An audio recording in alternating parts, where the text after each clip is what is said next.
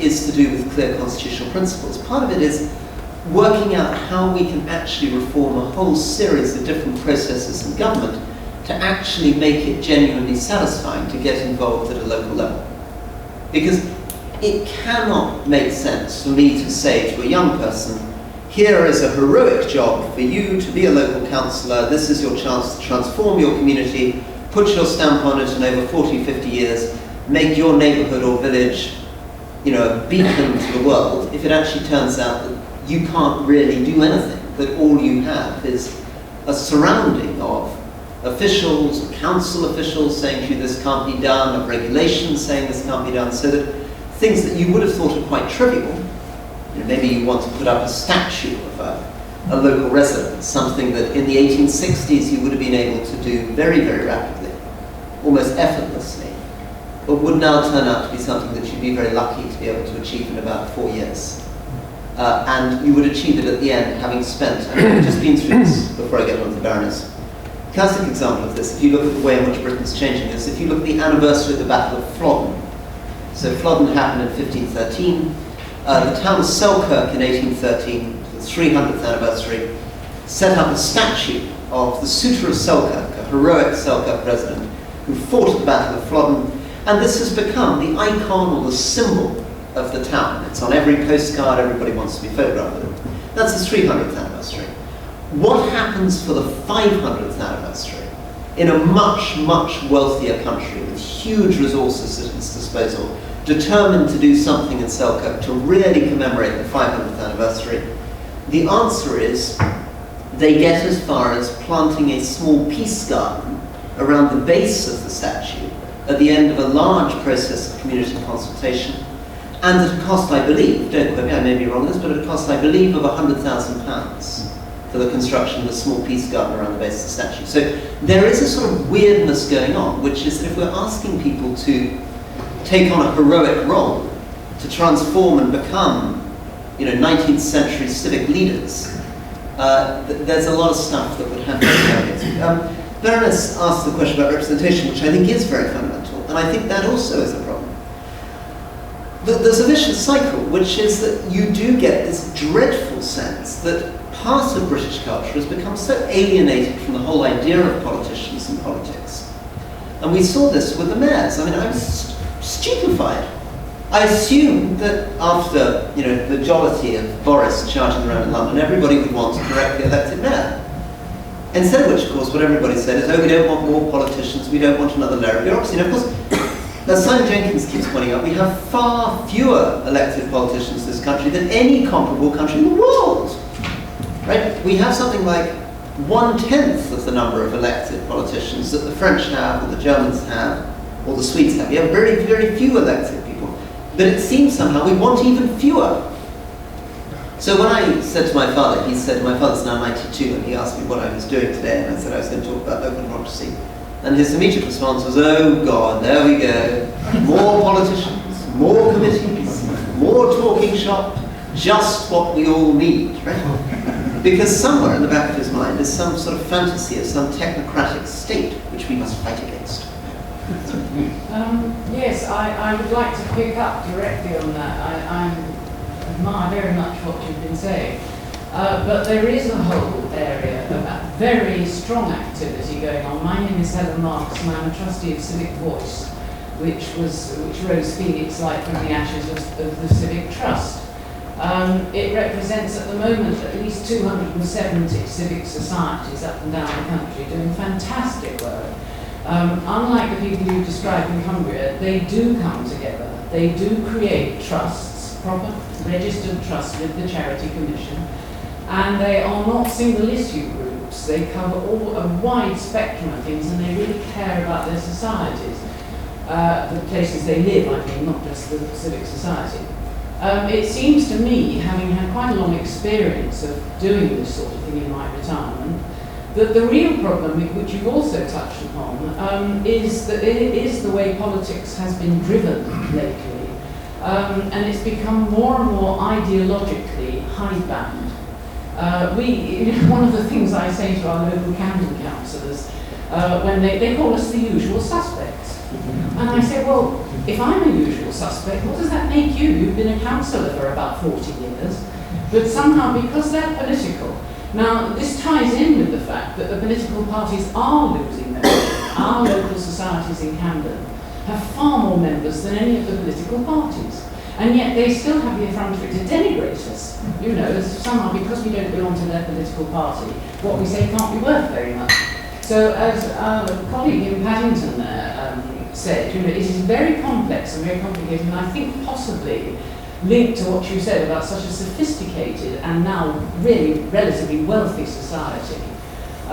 These kind of things, you know, do need thought.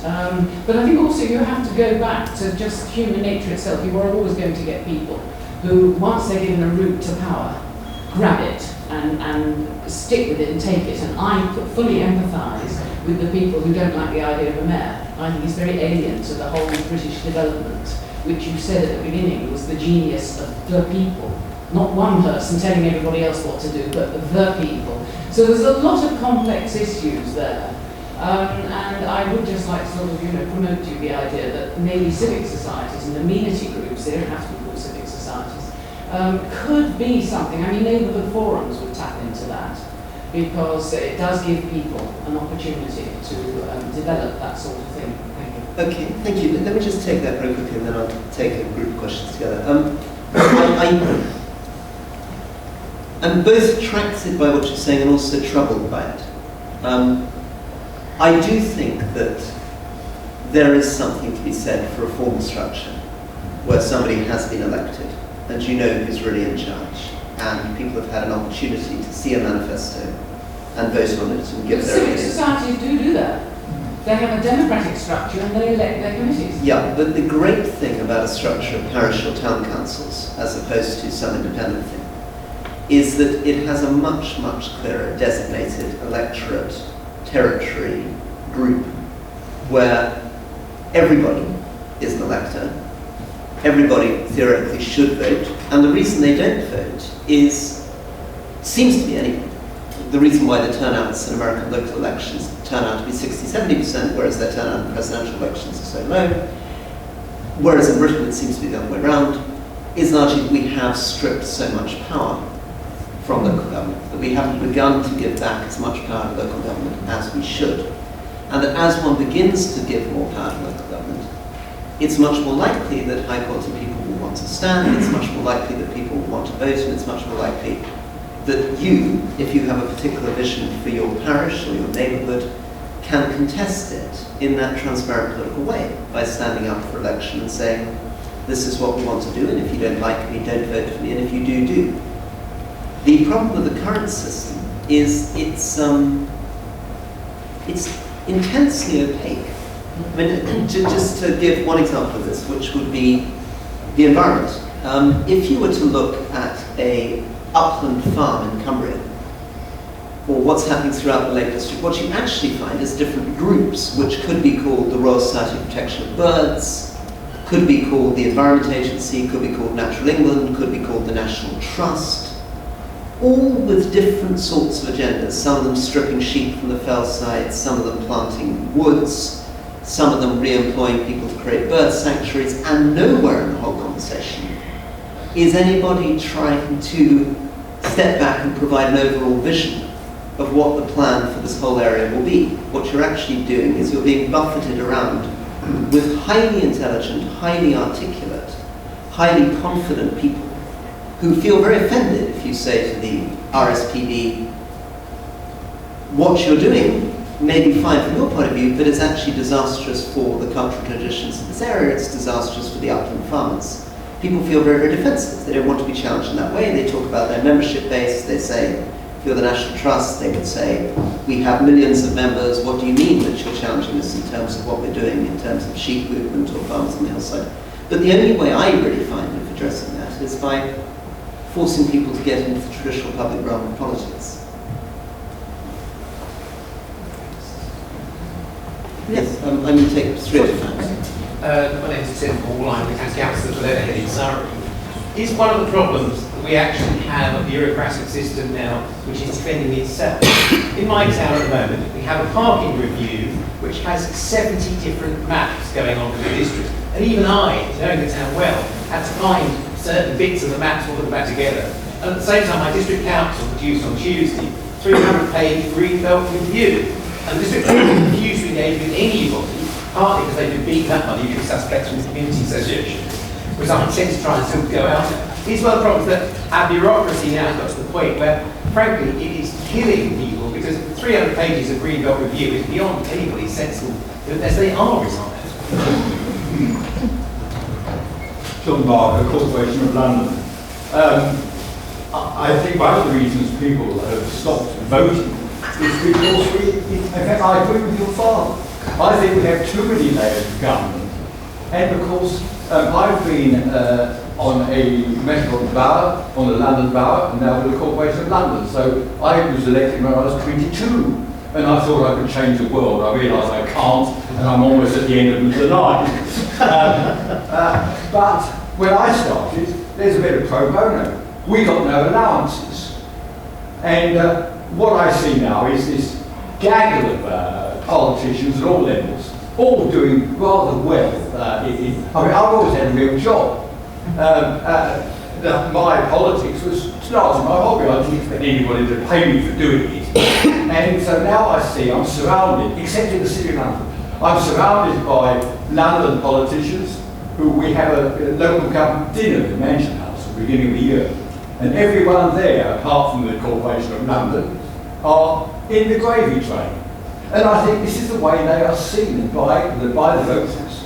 And I think people are so tired of this. There isn't the enthusiasm. You get the impression that, I'm sure that a lot of them go into local government because they don't do a real job. They collect their allowances. And so I think people have been turned off. So I would say that we need fewer politicians. We should pay them less, or perhaps not at all. And I mean, even you're not. Even you're not. I think I'm getting rather too much money. And I've recently involved with the Noble Lord, and of course he's getting his daily allowance as well. So get back to pro bono, and we might get some enthusiasm. Thank you very much. Yep, I think this is very interesting, and I'm more interested in hearing you lot, so I'm going to go round. Yep. Sorry, Matthew's Graham, Yeah. Melbourne Borough Council, but my heart's in Cumberland with Newcastle. Tonight, I've got to go back and discuss chair meeting, community consultation, engagement, and involvement strategy. It goes against everything I believe in. Okay. I'm going to have a terribly difficult meeting because I'm a mother. I've been borough council now for 25 years. I started off in. Can we give you a microphone? Oh, Sorry, sorry. we've sort of slightly given up on microphones. But people can speak. Actually, would you mind standing up? It would be Yes, okay. Yeah, sorry, start again. Yeah. Matthew Brown, I'm a Melbourne Borough Councillor, Yeah. but my heart is, as I say, in Newcastle and Cumberland. And I've got to go back this evening to discuss community consultation, engagement and involvement strategy, which the officers of the Melbourne Borough Council have come up with. And I've written, as you can see, all over it. I pretty well disagree with every single word it contains. When I was first elected, I was told I was a leader. I'm then told how to serve, and I feel I am a servant more than a leader. But I just feel that I stood for an election with a direction of where I wanted to go. And if I knock on the door and say to somebody, they say, why did you do X? I don't think the focus group told me to. Is a very good answer. And I'd not like to have your views, but I feel that we do consult, certainly in the time I've been there.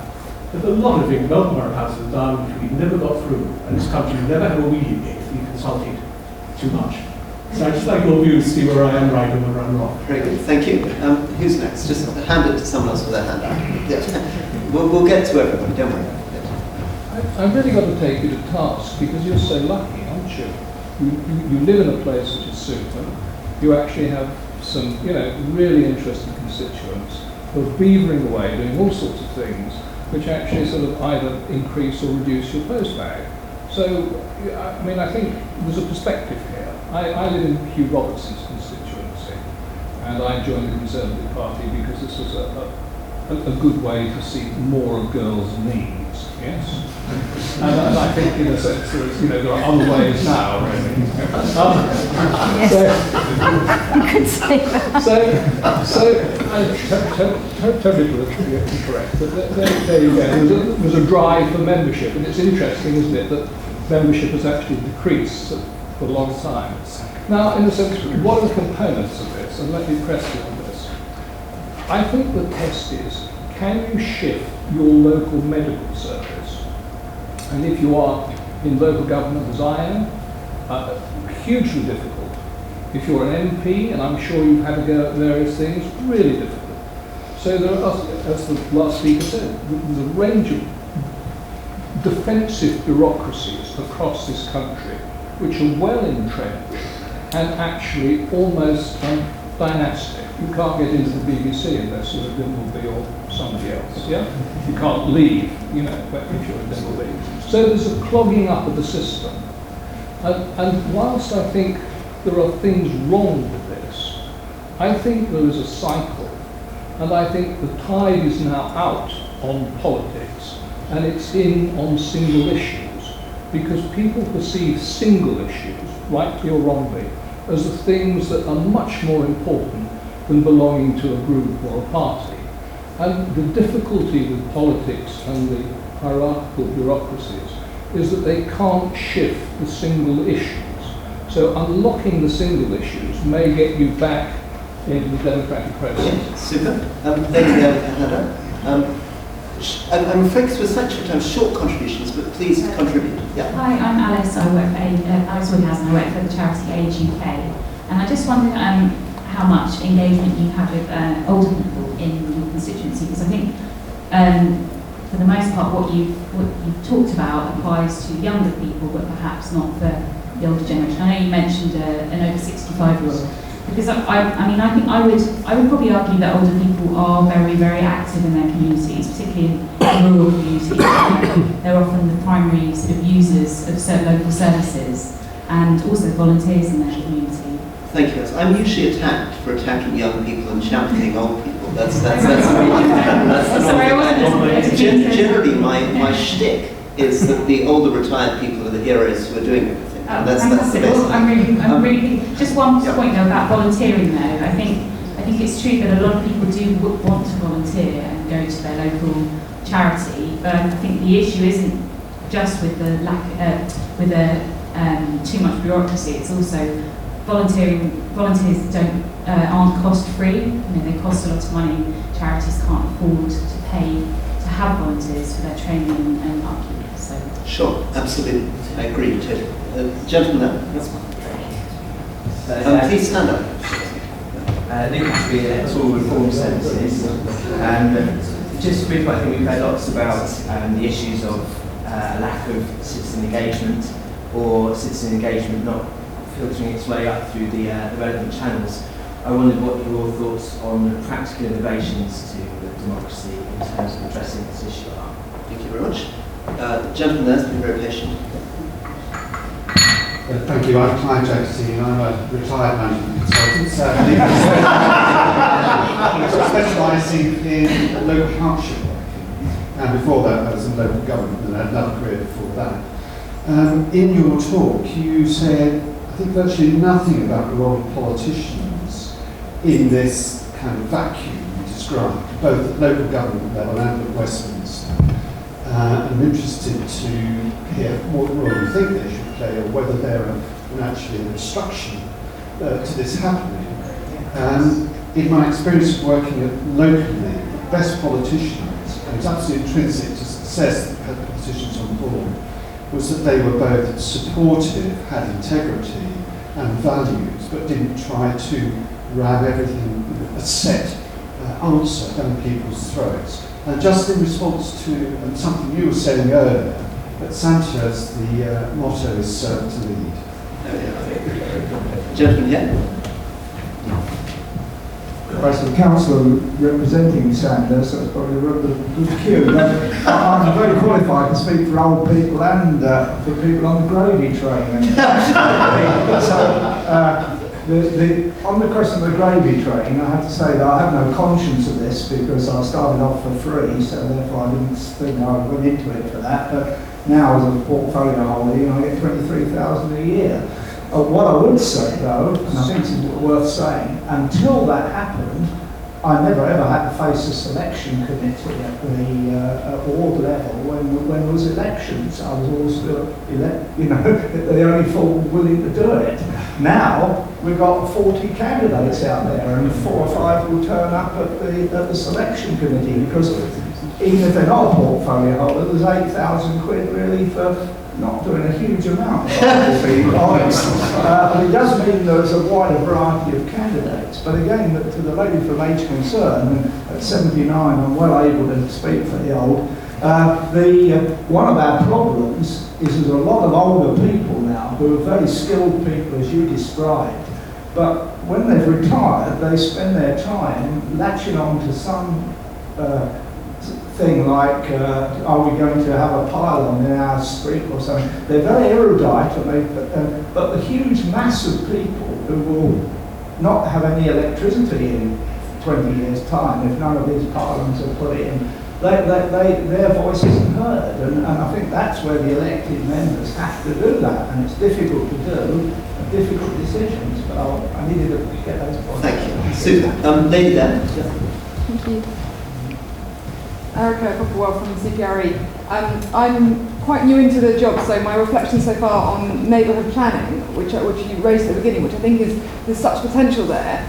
We see loads of people getting really involved with it, and then getting really frustrated by the process with things being, companies coming in and managing to use vast budgets to lobby for their particular projects, or big decisions being escalated to ministerial levels. So it's all going really well, and then something gets in the way, and all that enthusiasm is lost. So what do we do to stop giving people the opportunity and then taking it away when it doesn't suit bigger agendas?